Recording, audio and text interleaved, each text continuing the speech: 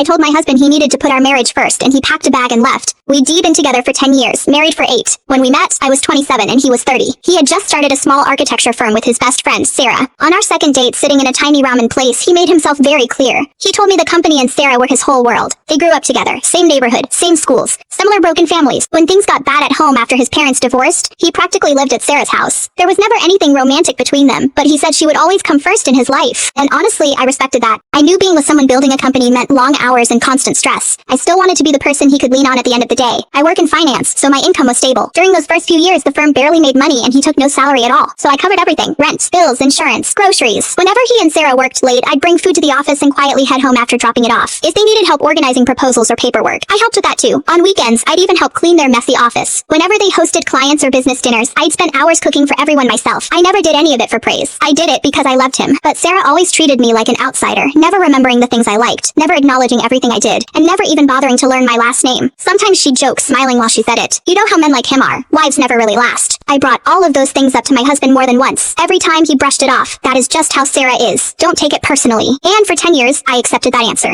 Then one day, a huge real estate company decided to acquire their firm. The kind of deal that completely changes your life overnight. The moment it became official, he called me sounding ecstatic. I sat in my car crying because I thought the hard years were finally over. Not long after, his firm and the company that bought it held a big launch event together. When I arrived, I was stopped at the entrance because they couldn't find my name on the guest list. I called my husband. A few minutes later, he and Sarah came out together. Sarah looked at me with this easy smile and said, "Oh my God, I'm so sorry. I must have missed your name. I thought you'd skip something like this." She handed me a temporary pass and we walked in. Once we were inside, I pulled my husband aside and quietly told him that made me really uncomfortable. He looked at me, impatient, and said, "Sarah has a lot on her plate right now. These things happen. Now's not the time for this." So I let it go. During the press conference, he thanked the investors, the team, and Sarah. He called her his emotional anchor, the person who stood by him the entire way and never stopped believing in him. The entire speech, he looked directly at her. He never mentioned my name, not once. Like 10 years of everything I had carried left no trace in him at all. After the interview, he walked over to me, glowing. "Can you believe we actually did it?" And that was the moment my heart completely broke. Because I knew when he said we, he didn't mean me and him. He meant him and Sarah. From beginning to end, I was just the scaffolding beside the building, carrying the weight while it was going up, then forgotten once everything was finished.